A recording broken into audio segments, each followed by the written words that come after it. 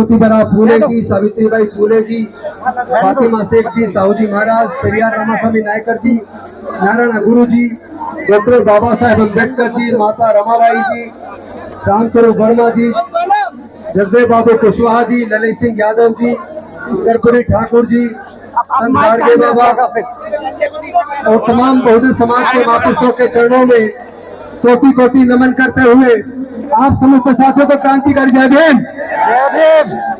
साथियों, आप सबको पता होगा,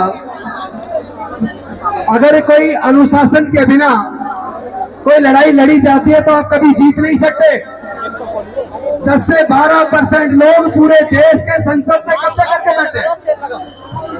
10 से 12% लोग केवल देश के सर्वोच्च न्यायालय, उच्च न्यायालय में सारे जजेस केवल 10 से 12% बैठे। आपकी हिस्सेदारी कहाँ है? अनुसूचित जाति, जनजाति, पिछड़े वर्ग के लोग जिनकी जनसंख्या 88% है, उन 88% की हकमारी हो रही है, उनके महापुरुषों को अपमानित किया जा रहा है। और तो और जब लोग थक जाते हैं सरकार से, शासन से, सत्ता से, तो वो कोर्ट का रुख करते हैं। लोग कहते हैं मैं कोर्ट जाऊंगा, लोग हाई कोर्ट जाते हैं, सुप्रीम कोर्ट जाते हैं।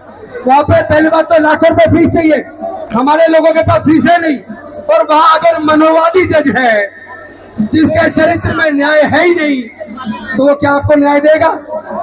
वो आपको न्याय नहीं देगा। आपको पता होना चाहिए, ये संसद के प्रांगण में डॉक्टर बाबा साहेब अम्बेडकर की प्रतिमा लगवाने का आंदोलन बुद्धप्रिया मौर्य जी के नेतृत्व में 1964 से लड़ा गया।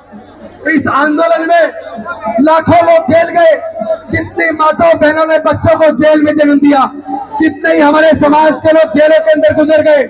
इतने लंबे संघर्ष के बाद 2 अप्रैल 1997 को 1967 को डॉक्टर बाबा साहेब अम्बेडकर की प्रतिमा संसद के अंदर लगी।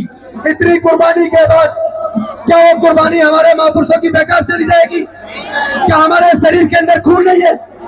इनकी इतनी हिम्मत कैसे हो गई?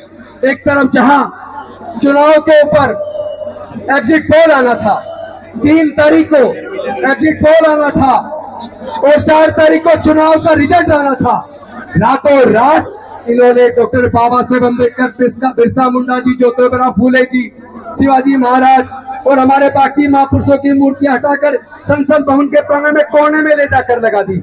ये पूरे दलित, पिछड़े, आदिवासी, इस पूरे प्रोग्रेसिव सोसाइटी का अपमान है। अपमान है कि नहीं है? तो क्या आप अपमान का बदला लेने के लिए तैयार है? तो ध्यान देना, ये अनुशासनहीनता के साथ आप लड़ाई नहीं जीत पाओगे। अनुशासनहीनता के साथ लड़ाई नहीं जीत पाओगे। लड़ाई जीतनी है तो बाबा साहब के संविधान को हथियार बनाना होगा, अपने समाज की शक्ति को, जनसंख्या को एकजुट करके ताकतवर बनाना होगा।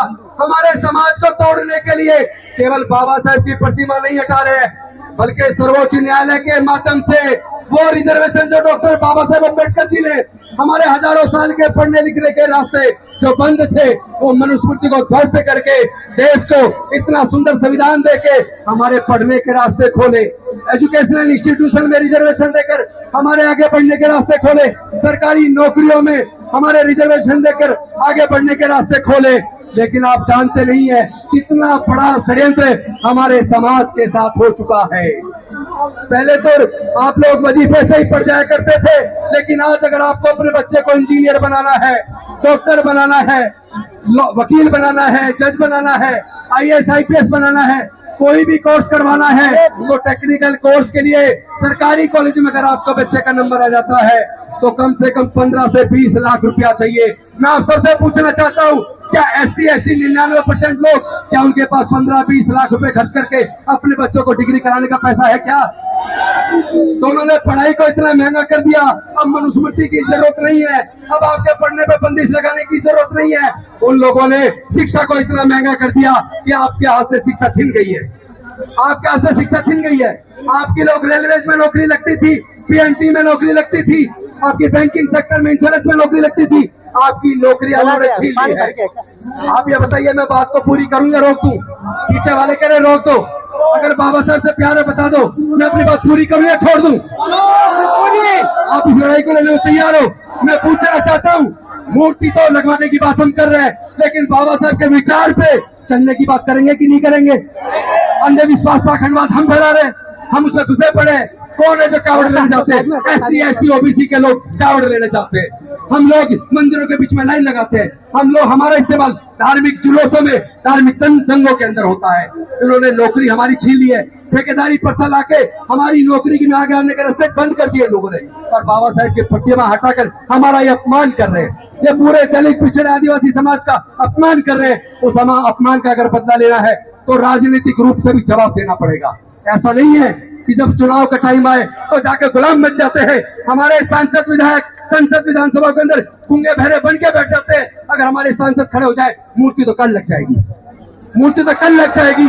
अगर SC ST OBC के सांसद संसद के अंदर आज ही खड़ा हो जाए, इधर ये हजारों हजार लोग पूरे देश से आके बाबा साहब के सम्मान के लिए यह लड़ाई लड़ रहे हैं, तो क्या संसद के अंदर जो रिजर्व सीट से जीत के गए 131 लोग, क्या वो संसद के अंदर खड़े नहीं हो सकते? क्या उनकी जिम्मेदारी नहीं है? अरे वो रिजर्व सीट से क्यों लड़ते हैं? जनरल से लो, अगर तुम्हारी हिम्मत है तो जनरल से लो। जब SC सीट से लड़के जाते हो तो समाज के स्वाभिमान के लिए, बाबा साहब के स्वाभिमान के लिए, हमारे समाज के आत्मसम्मान के लिए आपको संसद के अंदर संसद को बंद करना होगा। आपको बाबा साहब की प्रतिमा वहीं वापस चाहिए कि नहीं चाहिए? तो जो सांसद संसद के अंदर बाबा साहब की प्रतिमा को उसी ऊंचाई पर, उसी जगह पर जहाँ पहले थी, अगर उसे लगाने के लिए संसद को बंद करने के लिए तैयार नहीं है, स्पीकर से के सामने खड़े होकर बोलने को तैयार नहीं है, ऐसे लोगों को हमारा प्रतिनिधित्व करने का कोई हक नहीं है। वो लोग समाज के साथ धोखा कर रहे हैं। ऐसे सांसद विधायक हमारे समाज के सामने धोखा कर रहे हैं। ये धोखा हमें स्वीकार नहीं है, हम ये धोखा स्वीकार नहीं करेंगे। पार्लियामेंट में रिजर्वेशन खत्म कराने की बात कर रहे हैं आप। रुकिए रुकिए, किसी के चाल मारने की जरूरत नहीं है। पार्लियामेंट हमारा है। बाबा साहब का इशारा पता क्या कहता है? इसी संसद के अंदर से आपकी तकदीर लिखी जाएगी। आपको अच्छे लोग जिताकर इस संसद पे कब्जा करना है। इसीलिए इन्होंने डॉक्टर बाबा साहब की प्रतिमा को संसद के उस गेट के सामने से हटा के कोने में लगा दिया, ताकि आप लोग जागरूक ना हो पाए, अपने हक अधिकार की लड़ाई को लड़ ना पाए। तो साथियों, मैं अपनी बात को यह कह के खत्म करता हूँ कि आज के प्रदर्शन कर देने मात्र से ये लोग रुकने वाले नहीं है। कभी 804 प्रदर्शन हो गया तो मूर्ति लग जाएगी। ये लंबी लड़ाई है, ये लड़ाई लड़नी पड़ेगी, क्योंकि दूसरा सुप्रीम कोर्ट की जजमेंट के माध्यम से क्रीमी लेयर जो सब्जेक्ट उनको डिसाइड नहीं करना था, वो विचाराधीन भी नहीं था, उन्होंने क्रीमी लेयर लागू करने की बात नहीं कर दी। और साथ ही साथ SC ST OBC उनके बीच में, जातियों के बीच में बंटवारा करने की भी बात कर दी। क्या बंटवारा आपको स्वीकार है? तो हम लोग मिलकर लड़ेंगे कि नहीं लड़ेंगे? जय जय जय जय जय भीम। NCR करंट न्यूज़ को सब्सक्राइब करें और नोटिफिकेशन सबसे पहले पाने के लिए दबाएं बेल आइकॉन।